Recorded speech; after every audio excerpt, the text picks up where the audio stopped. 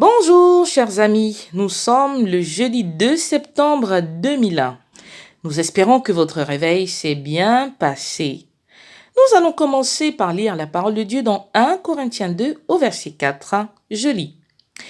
Et ma parole et ma prédication ne reposaient pas sur les discours persuasifs de la sagesse, mais sur une démonstration d'esprit et de puissance.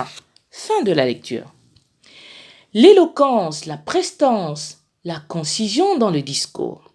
Voici des éléments essentiels pour assurer la bonne transmission d'un message. Toutefois, quand il s'agit de la parole de Dieu, quand il s'agit de prêcher l'Évangile, toutes ces qualités intellectuelles à elles seules ne suffisent pas.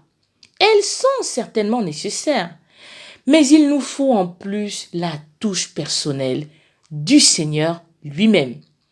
Il s'agit de l'empreinte de l'Esprit de Dieu et de son action envers nous-mêmes en premier et l'auditoire ensuite.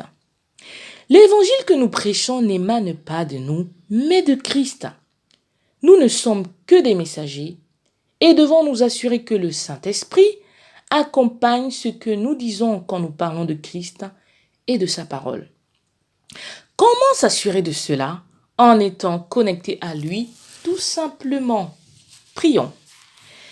Elohim, toi notre Dieu, nous voici ce matin. Nous marquons le début de cette journée avec toi.